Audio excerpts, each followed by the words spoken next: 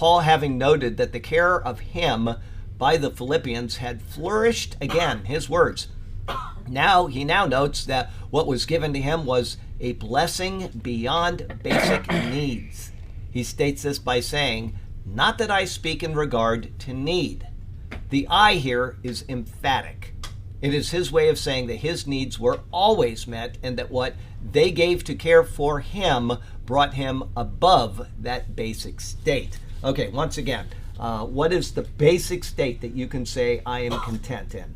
All right, that is what we should be trying to live as the ideal of our life, not as the point to grow from, but the ideal. And then anything that comes above that is what Paul would be talking about right now. It would be above his basic needs. But if we set a very low bar for the ideal in our lives and we say, I'm content with this thing, then that is probably a good place to be. And I say that now, especially with the way the economy is going, with the way that the morality in this country is going, with the agenda that is set against the people of this nation. We have to find our happy spot with the very basics. And if we can do that, I have a friend. He's moved a lot in the past 5 years, a lot. And he said to me about a month ago, he said, I have found that when I move, I always long for the place that I left. And he says, it takes me 50 days. And then I'm just completely in my sweet spot where I no longer think about those things. I'm just content. And I was thinking about that. If you went to prison, you would be miserable. But there's a point where you suddenly say, I can live with this. And that's probably about 50 days. So the person that had said that happens to be sitting in this church right now because he has just moved again, and it's going to take him 50 days to figure out that Publix is green and not blue. But once he figures that out, then we will know that he is content where he is. But yes. But, the point is that if things go bad, it is a real adjustment for you to say, I don't have the internet anymore, or I don't have a car and I've got to ride a bicycle, or whatever it is. But eventually you get used to it.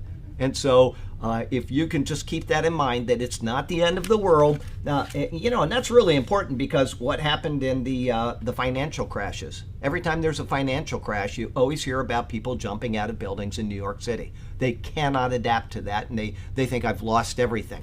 If they just wait 50 days, they're going to say, it's not that bad. But that is something that we need to find contentment in, and Paul was able to do that.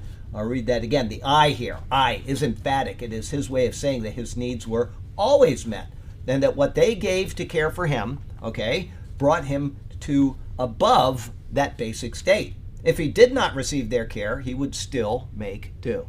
And so we have to keep that in mind, is that if things go bad in our life, whatever type of thing it is, there is a certain period where you can adjust, but it'll pass. You will get used to whatever the state is. People that, were in Germany, for example, or wherever during the war, and these people had to suddenly change their entire lives, but they adapted, and at the end of the war, they got through it. So I don't know why I feel it's important for us to consider that right now, but the world is not the place that it was 2 years ago. In another 6 months, if our administration has its way, it's not going to be the way it is right now. And we need to be ready for